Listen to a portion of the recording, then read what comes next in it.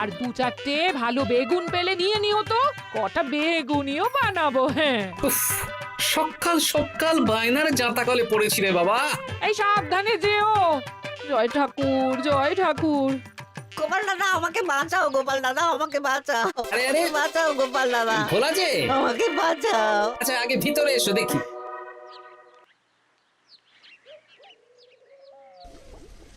ও গোপাল দাদা গো, কথা পরে হবে, গোপাল দাদা। আগে তোমাকে বাঁচাবো, তারপর রাজসভায় যাবো। দেখি দেখি দেখি তোমার বাঁ হাতটা দেখি। ঠিক আছে, এ কি করছো গোপাল দাদা? দেখতে দাও তো, জোরে জোরে শ্বাস নাও। এ কি বলি, তুমি ফিরে এলে যে? চুপ গিন্নি, তুমি ভোলাকে জল বাতাসা দাও তো। এটাও ঠিক আছে।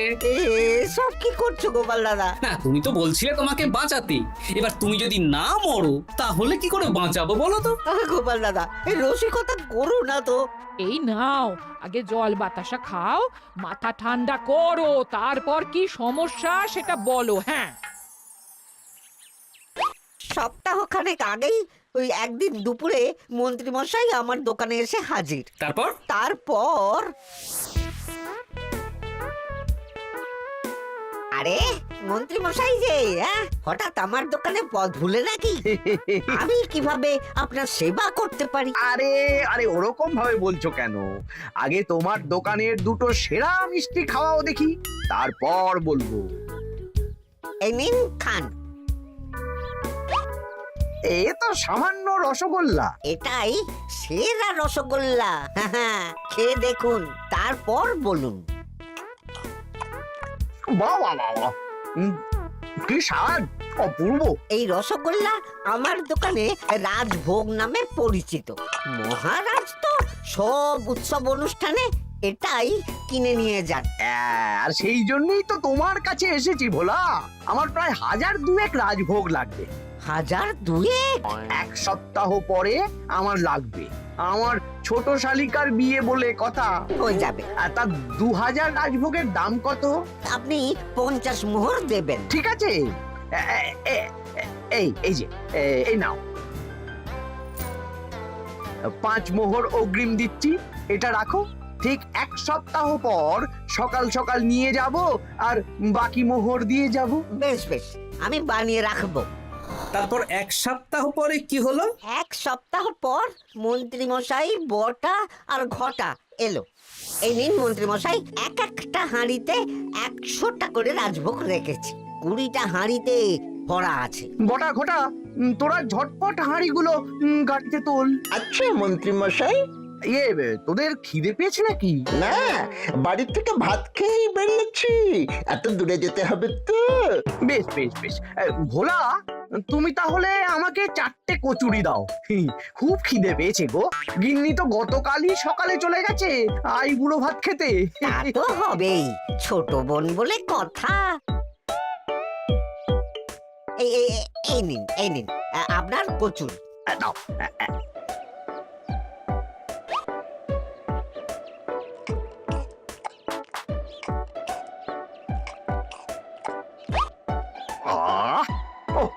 ভোলা, তোমার হাতের কোনো জবাব নেই।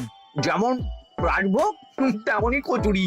কেন মন্ত্রী মশাই, কচুরির তরকারিতে বেশি মিষ্টি হচ্ছে নাকি? আরে না না, বলছি ভালো খেতে হয়েছে। তা এখন 4টে কচুরি কত দাম রেখেছো? এই চারা না মন্ত্রী মশাই। বেশ বেশ বেশ, এই না 4 আনা। কচুরির দাম মিটে গেল। চল বটা ঘটা, 11 আন, গাড়ি ছোটাও। আরে ও মন্ত্রী মশাই, আমার বকেয়াটা দিয়ে যান। এই দাঁড়াও দাঁড়াও, কিসের বকেয়া? এই তো কচুরির দাম দিয়ে দিলাম। হ্যাঁ, আমরাও দেখেছি। কচুরি নয়, রাজভোগের বকেয়া। ওটা তো কবেই দিয়ে দিয়েছি, নইলে আমার বাড়ির জন্য বানিয়ে রাখো। আপনি তো মাত্র 5 মোহর অগ্রিম দিয়েছেন, এটা দিয়ে কি 50 মোহর কি করে হবে? আমি 50 মোহরই দিয়েছি ভোলা, তুমি ভুলে গেছো। এই আমার দেরি হয়ে যাচ্ছে, চলো চলো চলো চলো চলো। বুঝলাম, বেশ ভালোই ঠকিয়েছে। এখন আমি ওই মহাজনদের মুখ দেখাতে পারছি না গোপাল দাদা। বেশ, তুমি আমার সাথে রাজসভায় চলো, যা বিচার মহারাজই করবেন। সবই তো শুনলেন মহারাজ, এবার আপনি বিচার করুন। মহারাজ, আমাদের মন্ত্রী মশাই আমার সাথে পেরে ওঠে না, এখন সাধারণ খেটে খাওয়া গরিবের সর্বনাশ করছে। মুখ সামলে কথা বলো গোপাল। ভোলা তোমাকে বানিয়ে বানিয়ে মিথ্যে গল্প বলেছে আর তুমি ভোলার কথায় নাচছো, হ্যাঁ? মহারাজ, আপনি মুখের কথায় কেন ভোলাকে বিশ্বাস করবেন বলুন? তাও ঠিক, কিন্তু ভোলা, তুমি যে সত্যি কথা বলছো তার কি প্রমাণ? আমি তো ওই অগ্রিমের রসিদ দিইনি মহারাজ, এটাই আমার ভুল। কিন্তু মহারাজ, আমার কাছে চাক্ষুষ প্রমাণ আছে যে আমি ভোলাকে পুরো প্রাপ্য অর্থ দিয়েছি। কাজটা ঠিক করলেন না মন্ত্রী মশাই? বাজে কথা বলো না গোপাল। ওপরওয়ালা থাকলে এর বিচার হবেই মন্ত্রী মশাই। হ্যাঁ, বেশি কথা বলো না, হ্যাঁ?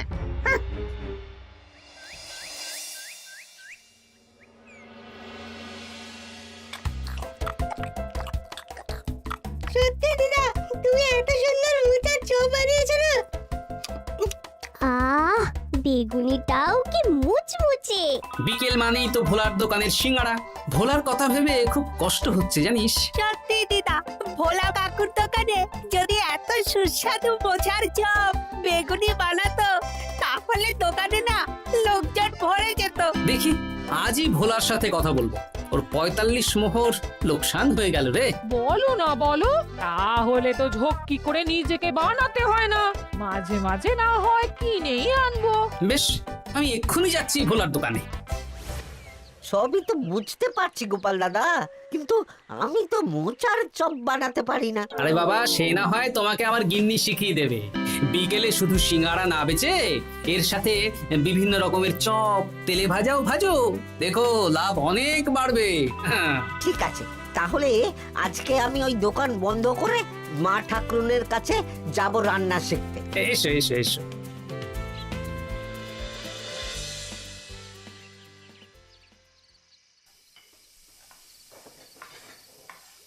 মোচার তরকারিটা তো হয়ে গেল মা ঠাকুরুন, এবার কি করতে হবে? এবার এই তরকারিটা একটা থালায় নামিয়ে ঠান্ডা করে গোল গোল করে দলা পাকাতে হবে। হ্যাঁ, তারপর সেটাকে বেসনের গোলায় চুবিয়ে গরম তেলে ভাজলেই হয়ে যাবে মুচমুচে মোচার চপ। সত্যি আপনি কত রকম রান্না জানেন। আমার গিন্নির হাতের রান্না খেয়েই তো আমার এই এত সুন্দর চেহারাটা হয়েছে ভোলা। কালকে থেকে তাহলে বিকেলে ওই মোচার চপ বানাচ্ছি। হ্যাঁ, বেগুনিটাও মোটামুটি ওই বানাতে জানি, তবে এই আপনি একটু বলে দিলে আরো ভালো হবে। বেগুনির জন্যে বেসনের মধ্যে একটু কালো জিরে দিতে হবে, আর একটু ওই কি বলে খাবার সোডা, খুব সামান্য, তাই তো? তাহলেই ফুলবে। বেশ, কালকে ওই বিকেল বেলা দোকানে নতুন চমক আসছে। তোমার দোকানে ভিড় বাড়ানোর দায়িত্ব আমার। তোমার যা ক্ষতি হয়েছে সব পুষিয়ে যাবে। ধন্যবাদ। হুম, আগে থেকে ধন্যবাদ দিও না, একটা মক্ষম দাও দেব, তারপর ধন্যবাদ দেবে। আরে তুমি যে আমার গিন্নির কাছে এসব শিখছো, এই কথা 5 কান করো না। না না না না, একদমই নয়।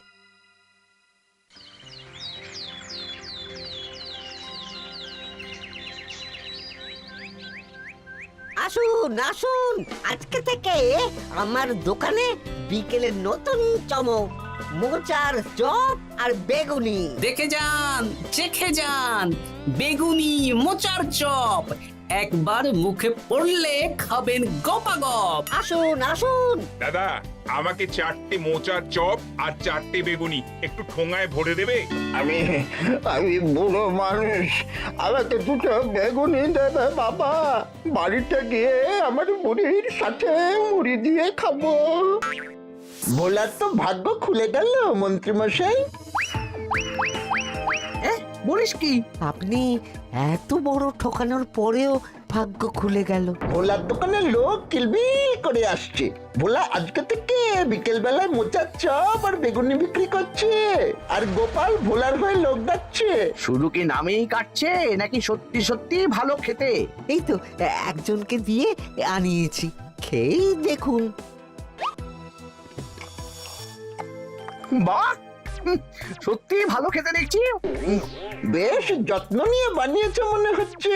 আমার শাশুড়ি আমার এসব তেলে ভাজা খেতে খুব পছন্দ করে। কি তা ওনাকে একদিন ডেকে খাওয়ান না। হ্যাঁ, শ্বশুর বাড়ির সম্পত্তিটা হাতানোর জন্য শাশুড়িকে হাতে রাখতে হবে। দেখি একদিন নিমন্ত্রণ করব, ভালো মন্দ খাওয়াবো, একদম চপ মিষ্টি ছানার কোপ্তা সব খাওয়াবো।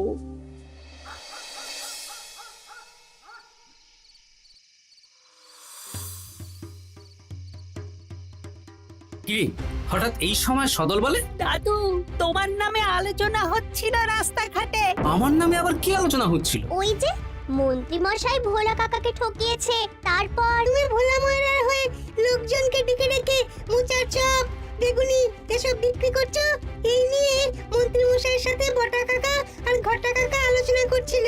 আরো বলল যে মন্ত্রী মশাইয়ের শাশুড়ি মাকে একদিন নিমন্ত্রণ করে ভোলা কাকার দোকানের চপ খাওয়াবে। আরে বাস, এত তাড়াতাড়ি এমন একটা সুযোগ পেয়ে যাব এটা তো ভাবতেই পারিনি রে। হ্যাঁ, কি সুযোগ দাদু? সে তোদের পরে বোঝাবো, আগে তোদের দিদাকে কিছু বুঝিয়ে বলতে হবে। শোনো গিন্নি, তোমাকে কাল পুকুর ঘাটে একটা কাজ করতে হবে। কি কাজ? পুকুর ঘাটে মন্ত্রীমশাইয়ের গিন্নি এখন আসেন কিনা বলো তো? রোজই আসেন। খুব ভালো, খুব ভালো। দুদিন আগেই তো গুলটেন মায়ের সাথে তুমুল অশান্তি করেছেন। হ্যাঁ, তুমি আগামীকাল ওনাকে ডেকে কিছু কথা বলবে। কি কথা? শোনো, বুদ্ধিটা ভালোই দিয়েছো। হ্যাঁ, ইয়ে বলছি গিন্নি, তোমার মা তো অনেক দিন হলো আমাদের বাড়িতে আসেন না। তা তো ঠিক, আসলে বয়স হয়েছে তো, এত দূর একা একা আসতে ভয় পায়। এ বাবা, এমন করিতকর্মা জামাই থাকতে একা আসবে কেন? তুমি বলো কবে নিয়ে আসতে হবে, আমি গরুর গাড়ি পাঠিয়ে দেবো। তাহলে কালকেই নিয়ে এসো, অনেকদিন মাকে দেখিনি। বেশ বেশ, আমি বটা ঘটাকে পাঠিয়ে দেবো। শুধু একবার আমার নামে সম্পত্তিটা লিখে দিক, তারপর আমাকে আর দেখে কে।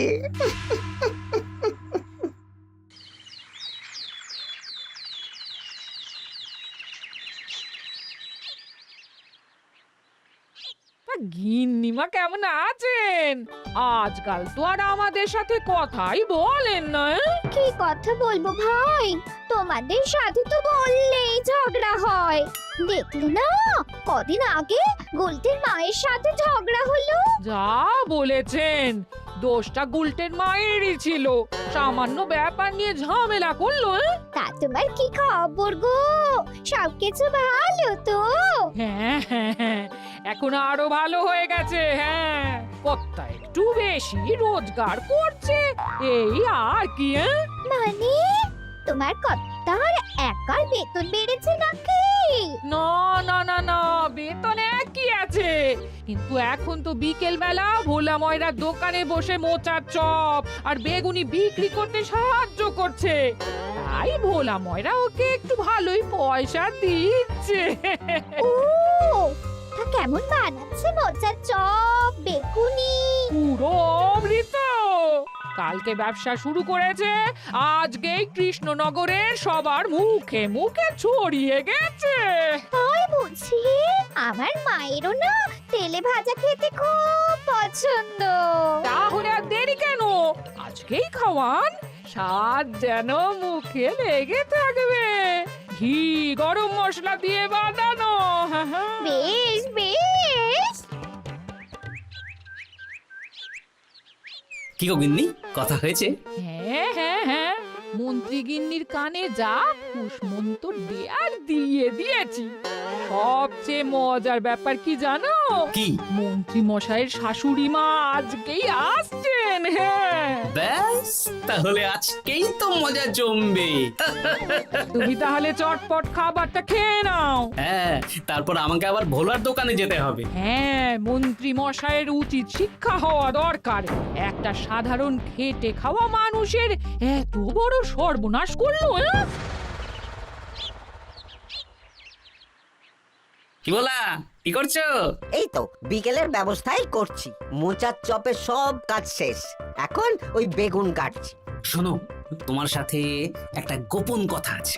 কথা গো গোপাল দাদা? আজ বিকেলে মন্ত্রী মশাই বা ওনার সাঙ্গপাঙ্গ কেউ একটা আসবে, চপ মিষ্টি যা নেবে তার মধ্যে হলে একটা ওই আলাদা ছোট ঝুড়ি রাখছি। এবার জমবে মজা।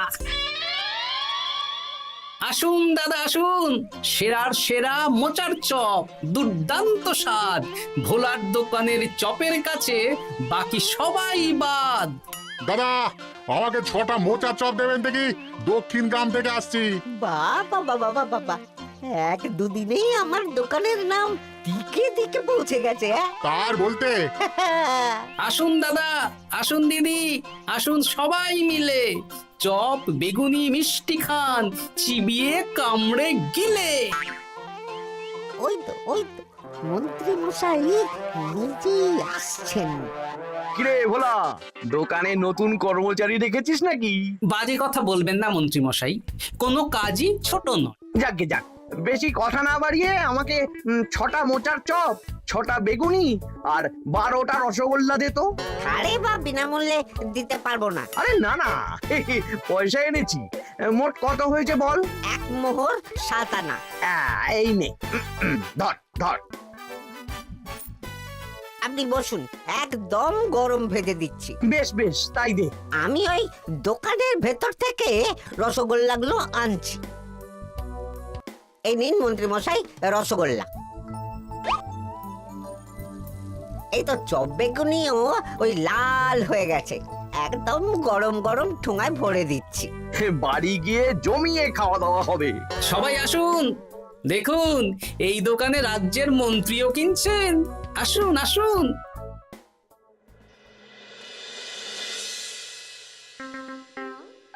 নিন মা, খাওয়া শুরু করুন মোচার চপ ভোলার দোকানের। ভোলার দোকানের রাজভক্ত ছোট মেয়েটার বিয়েতে খেয়ে সবাই ধন্য ধন্য করেছে। দেখি এবার মোচার চপটা কেমন হয়েছে। হ্যাঁ, আগে খেয়ে নিন কেমন, তারপর আপনার জমি জায়গা এসব নিয়ে আলোচনা করব। দেখি সবাই এত বলা বলি করছে, খেয়ে দেখি।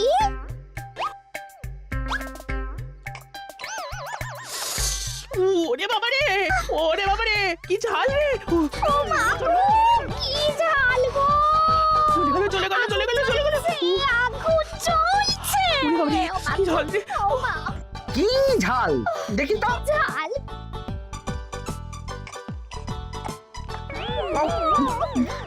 বাবা গো, এ তো আগুন ঝাল। ওরে বাবারি, ওরে বাবারি। এই তো মিষ্টি মিষ্টি মিষ্টি। এই যে এই রসগোল্লাটা খাই। কই কই দেখি দেখি দেখি, রসগোল্লা দেখি।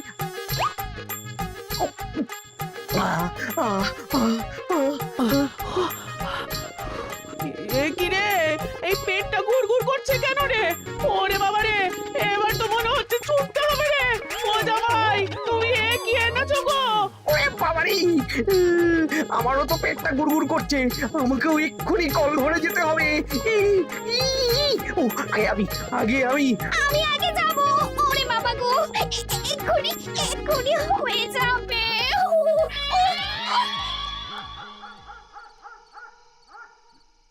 আর পাচ্ছি না, আর পাচ্ছি না, 6বার হয়ে গেল। আমার 5 বার। আমি তোমাকে মেরেই ফেলবো। এই বুড়ো বয়সে এত ছোটালে? আমি কি জানি, সব ওই ভোলার দোষ। কালকে রাজসভায় বলবো। ওরে বাবারি, আবার যেতে হবে, আবার যেতে হবে।